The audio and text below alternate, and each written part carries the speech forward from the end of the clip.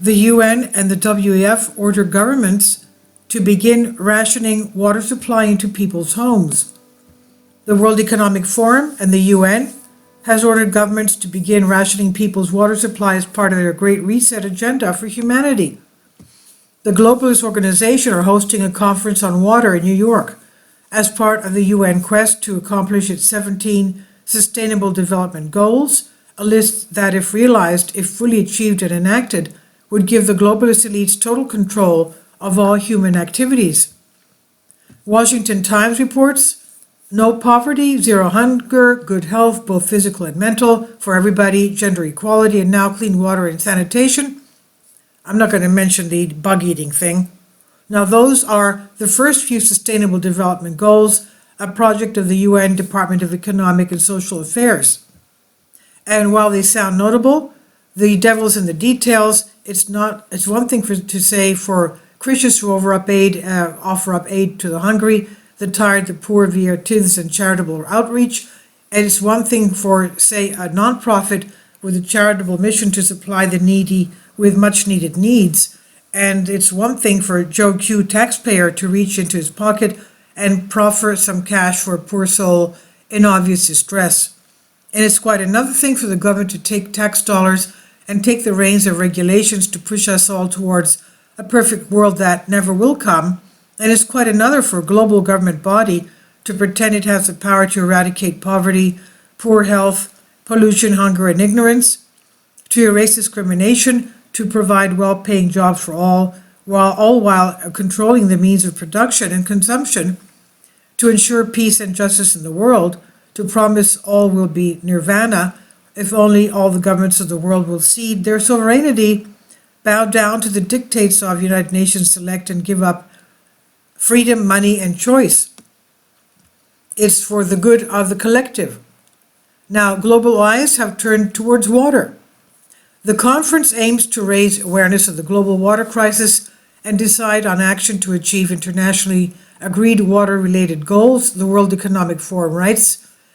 They said the Global Commission on the Economics of Water, launched at the World Economic Forum annual meeting in 2022, will report on game-changing ways to value and manage water as a common good, the World Economic Forum WEF wrote in their same recent post.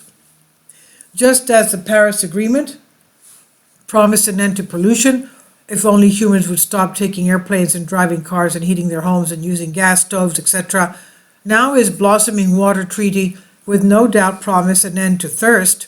Yes, an end to thirst, so long as humans of the world unite and abide by all the coming UN water dictates. The specifics of this looming regulatory model aren't yet known, but the hints are there. The United Nations plans to protect water that's used for bathing, water that's used for developments, water that's home to sea life, water that's used for transportation.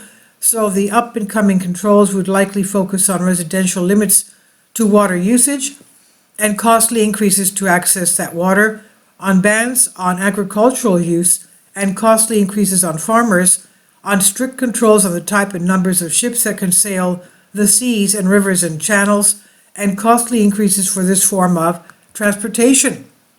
And then will come the offset demands, as with carbon offsets. The UN water czars will demand trades of activities to offset the supposed pollution of the waterways. So much for jet skiing, so much for fishing on the weekends with the family. It'll be too expensive and regulated.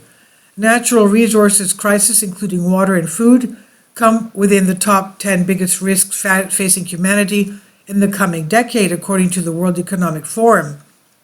The hysteria is in place. The hysterical claims are heating up in the media. As global warming continues to take effect, ordinary weather is becoming a thing of the past, exacerbating our water crisis, the World Economic Forum writes. So there you have it. A double whammy of climate alarmism and water crisis, and let the fear go forth. It's clear that we need to rethink our approach on how we can best allocate and value water, according to what the World Economic Forum says. How can we share the cost of preventing or mitigating droughts and floods exacerbated by global warming? It's a question the global bureaucrats want to answer this way by turning overall human activity to the control of the UN and its elected partners in global politics. This is where this water conference is leading. The globalists won't quit until they have the power of the water as well. So this is by Sean Addleton at Dubai News Punch.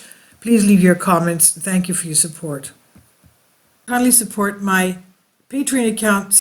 The daily posts are 5 videos daily, and they are totally different from what I have on my YouTube channel.